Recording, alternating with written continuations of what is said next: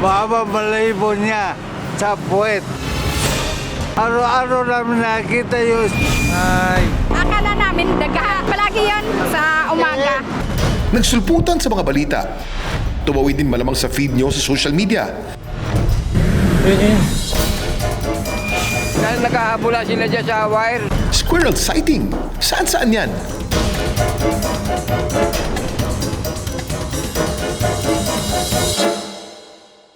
Ang cute ng mga squirrel na yan, di ba? Pero teka, hindi yan sa ibang bansa ha. Hindi rin sa zoo at lalong hindi sa animated movie. Ang mga squirrel sighting na yan, dito yan, sa Metro Manila. Nakatutuwang tingnan, nakakasosyal pakinggan. Pero ang presence ng squirrel sa syudad, good news ba or bad news?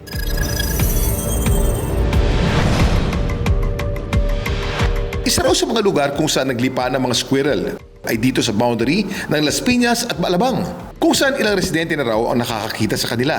Tuwing umaga yan, pumunta kami, nag-jogging. Kumikita namin yan. May ikot yan sa wire. Doon sa may poste, tumatawid siya doon, papuntang Ilalabang. Siguro may mga 3 taon na yan. Dati wala yan eh. Para patunayan kung totoo nga ang sinasabi nila, personal na nagtungo rito ang aming team at nag-abang mula alas 6 ng umaga. Makalipas lamang ang ilang minuto, ito na at may squirrel na kaming nakita. Kung ang mga taga rito na sanay na raw makakita ng squirrel, para kay Flores na bagong lipat lang daw sa Maynila, dito pang karaniwan. Nakatira ako sa Batangas, Lipa City. Lumipat ako dito nung January. 3 araw pa lang ako dito, nakita ko na yung squirrel sa apartment namin sa harap. Noong una ko nakita sila, na-amaze ako. Kasi first time ko sila makita sa personal. At dahil malayo sa pamilya, ang naging karamay niya sa syudad, ang dalawa niyang pusa. Pagtagal, naging libangan na rin daw niya ang pagja-jogging sa labas tuwing umaga. At dito rin niya muling nakita ang mga squirrel. Yun. Noong nagja-jogging na ako. Dalawa ko sila nakita, nag-aabulan dito sa wire. Ang kulay niya ay gray, tapos ang sa ilalim may puti. Ang cute nila, ang sarap nilang gawing pet. Kabilang to sa pamilya ng mga Securidae na tumutukoy sa mga rodent hanggang katamtamang laki. Tulad ng mga daga, may malalaki ring ngipin sa harap ang mga squirrel na patuloy na humahaba sa buong buhay nila. Ugali nilang gumatgat ng matitigas na bagay tulad ng nuts, seeds at kahoy para hindi humaba ng husto ang kanilang mga ngipin. Dahil considered na wild animal, hindi daw sila pwede basta nalang kunin at gawing pet.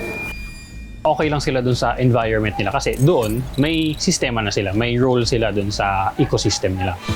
Samantala, nang malaman daw ni Flores na nag-viral ang mga squirrel, naisip niyang kunan din ito at i-post sa social media.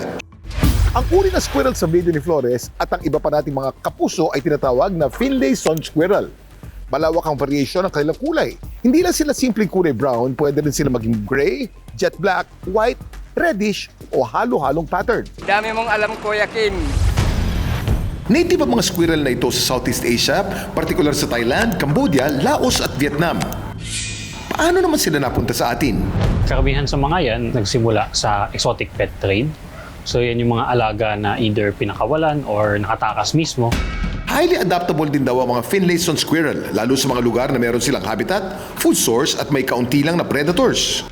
Ito nga raw ang dahilan kaya nakasurvive sila sa syudad at nagpaparami pa.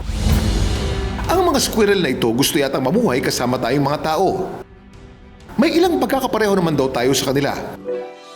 May pagkamalilimutin din daw sila. Katunayan, ang mga binaud nilang nuts and seeds na magsisilbi sana nilang stock kapag winter season, madalas daw nilang nalilimutan at tumutubo na lang bilang puno.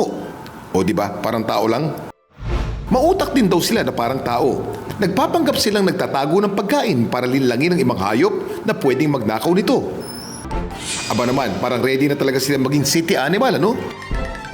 Cute man, may hindi raw magandang madudulot ang patuloy na pagdami ng squirrel sa ating kapaligiran dahil ito ay isang invasive species. So wala sila dapat dito.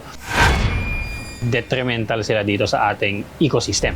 So nakikikompete sila sa pagkain, naninira sila ng mga pugad ng mga ibon, at of course yung public health natin, since malapit nga sila sa atin, tas wild sila, pwede silang ng mga sakit na pwedeng mahawa ang mga alaga natin or yung mga tao. Kaya naman si Flores, pagmamasdan na lang daw ang cute na squirrel na ito at aabangan kung paano makokontrol ang pagdami nila sa syudad. Yun. Kaya kung makakita rin kayo sa labas ng bahay, pwedeng makyutan at sila'y kunan, basta't mag-ingat lang at huwag silang sasaktan. Dami mong alam, Kuya King.